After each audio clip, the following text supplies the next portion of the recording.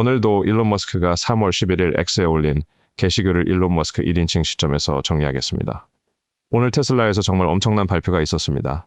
바로 매크로 하드 또는 디지털 옵티머스라고 불리는 프로젝트인데 이건 xAI와 테슬라의 공동 프로젝트입니다. 테슬라의 xAI 투자 합의의 일환으로 진행되는 거죠. 여기서 그록은 세상을 깊이 이해하는 마스터 지휘자이자 내비게이터 역할을 합니다. 그록이 이 디지털 옵티머스를 지휘하는 겁니다. 디지털 옵티머스는 실시간 컴퓨터 화면 비디오와 키보드 마우스 액션에 지난 5초를 처리하고 즉각적인 행동으로 옮깁니다. 그록은 훨씬 더 발전되고 정교한 형태의 턴 바이 턴 내비게이션 소프트웨어라고 생각하시면 됩니다. 쉽게 말해 디지털 옵티머스 AI를 인간의 본능적인 마음인 시스템 1으로 보고 그록을 이성적으로 생각하는 마음인 시스템 2로 볼 수 있는 거죠. 이 시스템은 초저비용인 테슬라 AI4와 결합되어 구동될 텐데 상대적으로 훨씬 비싼 xAI의 엔비디아 하드웨어를 아주 효율적이고 검소하게 사용하면서도 엄청난 경쟁력을 갖출 겁니다. 그리고 무엇보다 이것은 세상에 존재하는 유일한 실시간 스마트 AI 시스템이 될 겁니다. 정말 역사적인 일입니다.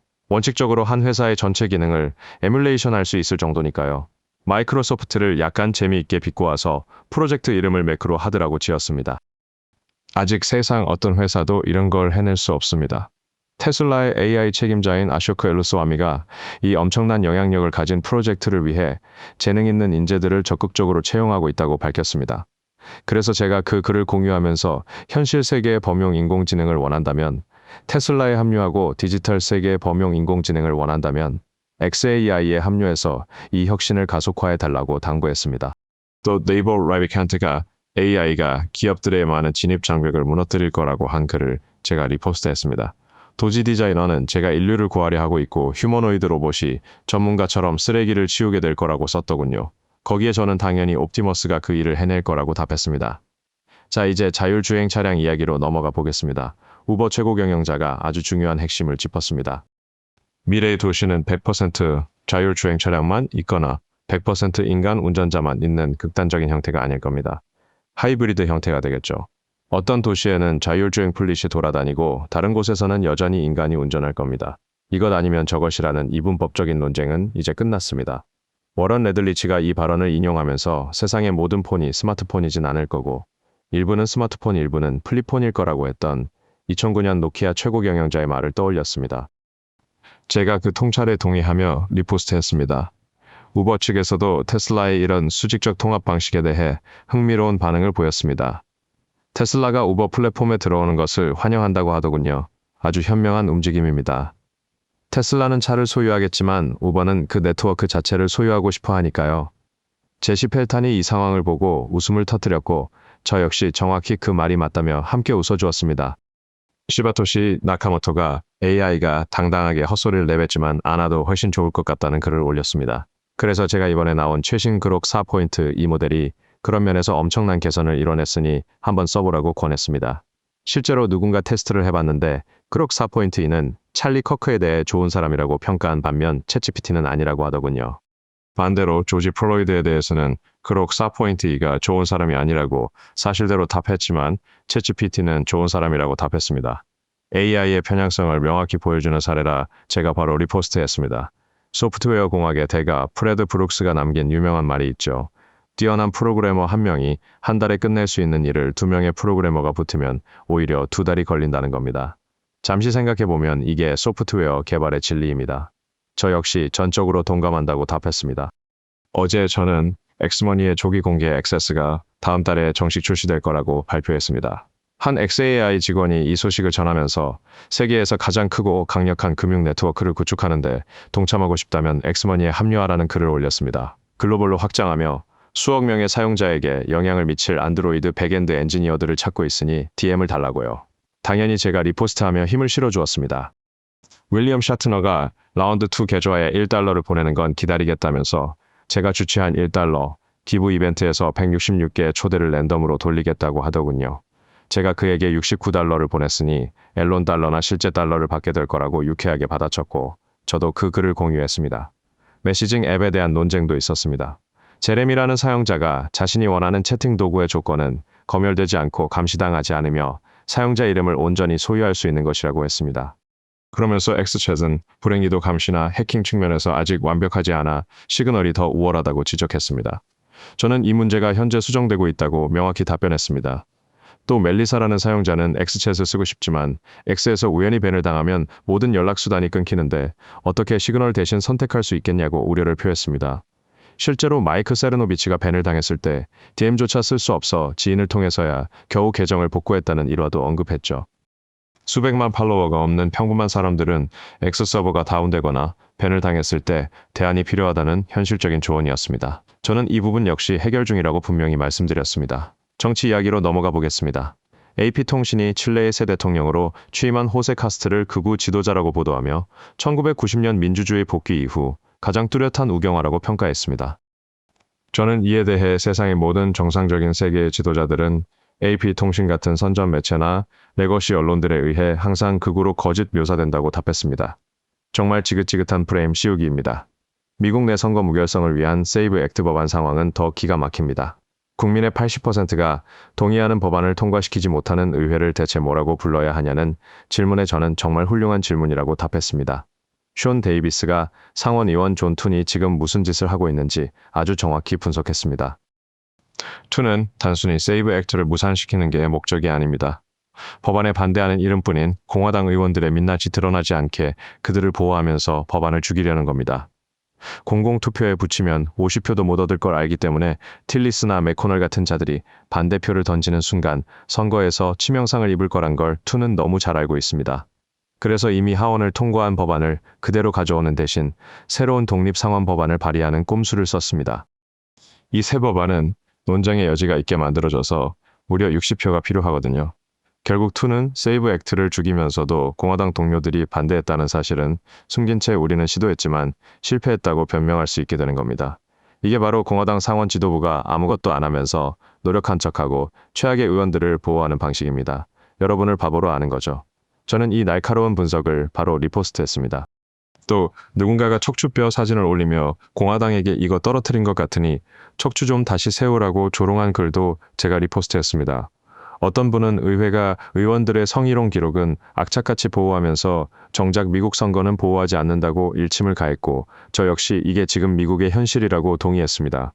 존 코닌 상원의원도 민주당이 세이브 액트를 막고 국토안보부 자금을 끊어 미국 국민을 해치고 있다고 강하게 비판했습니다. 민주당의 방해를 부수고 선거와 국가를 보호해야 한다는 그의 주장을 저도 공유했습니다.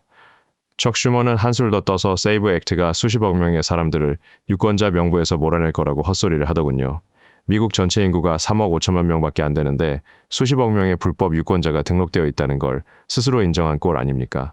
저는 그저 광대 이모지로 제 어처구니 없는 심정을 대신했습니다. 최근 며칠 뉴스를 놓치신 분들을 위해 말씀드리겠습니다. 조란 맘다니의 시위에 반대하는 카운터 시위 현장에서 누군가 폭발물을 던지는 미친 사건이 있었습니다. 어떤 기자가 폭탄을 던진 테러리스트와 뿔테 마이크를 든 시위대 두 사람 모두 똑같이 위험하다고 양비론을 펼치길래 저는 마이크 하나 들고 있는 반대 시위자가 어떻게 폭탄을 던지는 테러리스트보다 더 위험하냐고 강하게 반박했습니다. 아서라는 분이 이걸 두고 범죄자들을 도시로 환영한다고 떠들던 자들이 문자 그대로 테러리스트들의 발판이 되어버린 시적인 상황이라고 꼬집더군요. 약한 남자들이 힘든 시대를 만든다는 그의 말에 전적으로 동의하며 리포스트했습니다. 가장 어이없는 건 정작 폭탄 테러의 표적이 될 뻔했던 월터 메스터슨이라는 자의 반응입니다. 그는 자기 머리 위로 폭탄이 날아왔는데 피하지 않은 게 실수였다면서 오히려 자기를 공격한 자들에게 백인 우월주의라는 핑계를 댈 명분을 주기 싫었다고 하더군요. 심지어 CIA가 배후에서 돈을 줬을 거라며 음모론을 펼치고 자신은 포용을 선택했는데 일론 머스크와 우파 언론들만 지금 신이 났다고 저를 물고 늘어졌습니다. 제이슨 존스가 이 황당한 상황을 요약하며 이슬람 극단주의자 2명이 사제폭탄을 던졌는데도 안전수칙 타령이나 하며 저를 탓하는 DI 세계관의 맹점을 지적했습니다. 자칫 목숨을 잃을 뻔하고도 현실을 직시하지 못하는 그 멍청함에 저는 이런 광대 같은 자들은 살인 미수 공범으로 감옥에 보내야 한다고 답했습니다. CNN의 에비 필립스도 처음에는 이 폭탄이 맘다니 시장을 특별히 겨냥했다고 보도했다가 나중에야 ISS 영감을 받은 공격자들이 그냥 군중을 향해 무차별로 던진 거라고 정정하더군요. 노엠이라는 분이 일은 형편없이 하면서 절대 해고는 안 당하는 언론인들의 표본이라며 필립스를 조롱했고 저도 그 글을 보고 한참을 웃었습니다.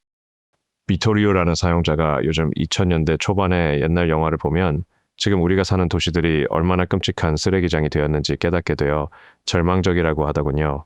불과 20년 전만 해도 완전히 다른 세상이었으니까요. 저 역시 그 말에 깊이 공감했습니다.